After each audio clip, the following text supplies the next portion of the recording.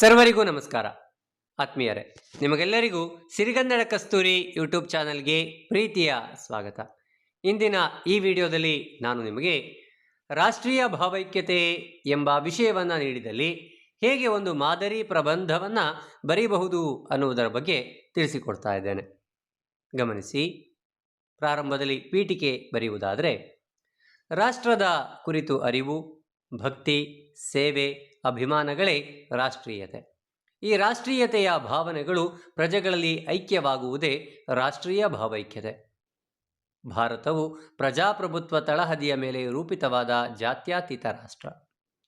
ಭಾರತದ ಘನತೆ, ಅಖಂಡತ್ವವನ್ನು ಬೆಳೆಸಲು ರಾಷ್ಟ್ರೀಯ ಭಾವೈಕ್ಯತೆಯು ಸಹಕಾರಿಯಾಗುತ್ತದೆ. ವಿಷಯ ನಿರೂಪಣೆ. ವಸುದೈವ ಕುಟುಂಬಕಂ ಸರ್ವೇ ಜನಃ ಸುಖಿನೋ ಭವಂತು ಎಂಬುದು ಭಾರತೀಯ ಸಂಸ್ಕೃತಿ. ಪ್ರಾಚೀನ ಕಾಲದಿಂದಲೂ ಸಹಬಾಳ್ವೆ, ಸಹಿಷ್ಣುತೆಯನ್ನು ಭಾರತವು ಬೋಧಿಸುತ್ತಾ ಬಂದಿದೆ. ಭಾರತ ಸರ್ವಜನಾಂಗದ ಶಾಂತಿಯ ಬೀಡು. ವಿವಿಧತೆಯಲ್ಲಿ ಏಕತೆಯೇ ದೇಶದ ಶಕ್ತಿ. ಹಲವು ಧರ್ಮ, ಜಾತಿ, ಭಾಷೆ, ಪ್ರಾಂತ್ಯ, ಸಂಸ್ಕೃತಿಗಳನ್ನು ಹೊಂದಿದೆ. ನಮ್ಮಲ್ಲಿ ಇರುವ ಏಕ ಸಂವಿಧಾನ, ಏಕರೂಪ ನ್ಯಾಯಾಂಗ ವ್ಯವಸ್ಥೆ, ಕೇಂದ್ರ ಸರ್ಕಾರ, ರಾಷ್ಟ್ರೀಯ ಹಬ್ಬಗಳು, ರಾಷ್ಟ್ರಗೀತೆ, ರಾಷ್ಟ್ರಧ್ವಜ, ರಾಷ್ಟ್ರೀಯ ಲಾಂಛನಗಳು ನಮ್ಮಲ್ಲಿ ಈ ರಾಷ್ಟ್ರೀಯ ಭಾವೈಕ್ಯತೆಯನ್ನು ಮೂಡಿಸುವ ಪ್ರಮುಖ ಅಂಶಗಳಾಗಿವೆ. ಆದರೆ ಕೆಲವೊಮ್ಮೆ ಕೋಮುಗಲಭೆ, ಅತಿಯಾದ ಪ್ರಾಂತೀಯತೆ, ತೀವ್ರ ಭಾಷಾಭಿಮಾನ ಈ ಕಾರಣದಿಂದಾಗಿ ದೇಶದ ಶಾಂತಿ ಹಾಳಾಗುವುದುಂಟು. ಆದರೆ ನಮ್ಮ ಭಾವೈಕ್ಯತೆ ಬಲಿಷ್ಠವಾಗಿದ್ದರಿಂದ ಈ ಅಸಹಿಷ್ಣುತೆ, ಹಿಂಸೆ, ದ್ವೇಷಗಳ ಮೇಲೆ ವಿಜಯ ಸಾಧಿಸುತ್ತಲೇ ಬಂದಿದ್ದೇವೆ.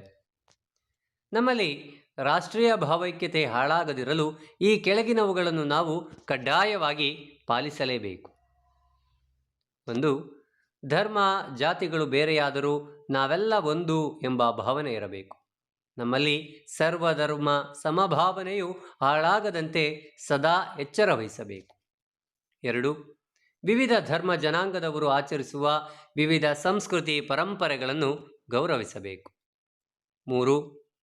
ಭಾಷೆ, ಜಲ, ವಿದ್ಯುತ್, ಭೂಮಿ ಮುಂತಾದ ವಿಷಯಗಳಲ್ಲಿ ರಾಜ್ಯಗಳಲ್ಲಿ ಭಿನ್ನಾಭಿಪ್ರಾಯ ಬಂದಾಗ ರಾಜ್ಯಗಳ ಮಧ್ಯ ಕೇಂದ್ರದ ನೆರವಿನಿಂದ ಸಾಮರಸ್ಯದ ವಾತಾವರಣ ಕಾಪಾಡಬೇಕು.